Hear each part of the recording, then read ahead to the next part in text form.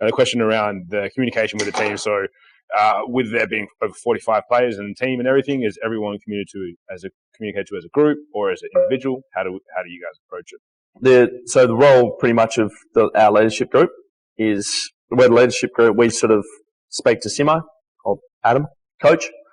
We'll have a leadership meeting, have our KPIs or whatever it is, and our role is to get as much feedback from the playing group as possible. And normally it's the 18 to 25 players who are playing AFL. So that's part of my role is relationship. What's going on, boys? What do you think? So we'll just have general conversations. It's not structured meetings. We don't sit down and go, what do you think, mate? I'm writing it down. It was more, we've all sort of got our boys and crew. A lot of mine are backmen, so I'm going through the back line and what do you reckon about the game, boys? What do you think? How do you see it? What do you think we're doing well? What do you think we're doing wrong? It's just general chat. And then we'll take that to the meeting, get a general consensus of the group. And we'll probably, the four of us will speak and go, what do you reckon? And we'll sort of come up with a general consensus. And then we don't present to Simo, but Simo's very much the same. Boys, what's going on? Where are we at? What do you think? And we sort of give our sort of opinions. And then from there, he takes away and does what he needs to do with it and implements it however he needs. But once he's made the decision, he'll then come to us and go, look, this is what I'm thinking. Do you think this is going to be fine? And we're normally, yay or nay. But yeah, it's not normally the leadership meeting structured. Everything else is just locker room chat.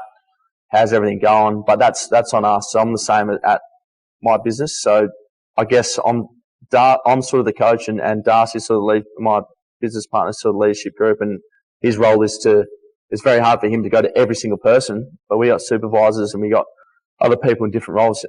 His role is to get a general consensus on what's going on from everyone else. They present to him, which then I can, rather than me calling 40 people, it's easier to just do it down that line. So the same with Simo. Instead of him chatting to all 40 of these boys, which he does, he still has general chats, but it's not footy chats. It's more just how you going. That's what we're there for. And that's part of our role as leaders, is getting a general consensus for the whole team, and what's going on. And then Simo's speaking to the CEO, speaking to the players. He's that middle guy going, well, the CEO wants this, the players want this, and he's sort of half in between with that. So, that's how it's structured. Probably one or two structured meetings a week with the leadership group. The rest of it's just general communication between everyone. And we have line meetings. So line meeting is back line, midfield and forward line. We do have line meetings with line coaches as well. That's specific. Our leadership role is more culture. How's the culture? How the boys?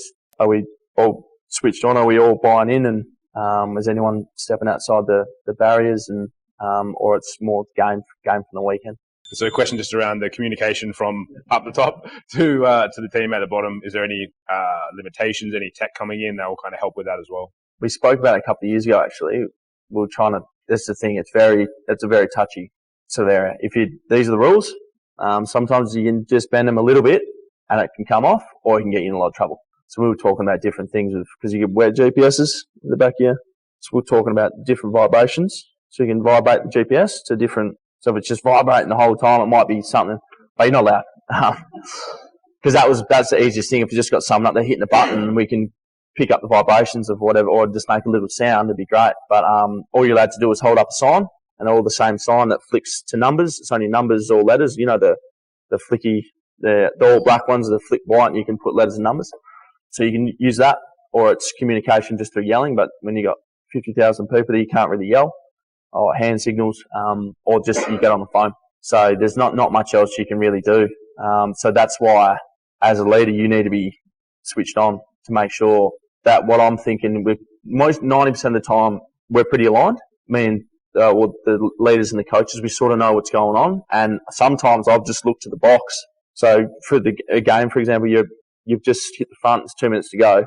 Everyone knows you probably want to get some numbers behind the footy. So I'm normally the guy who goes, we'll do that. We'll go ahead of the footy or go behind. So I'll be communicating to JK, you need to get Jack Darling to come around as soon as his ball's up. He needs to go to the wing and the wingman's coming back.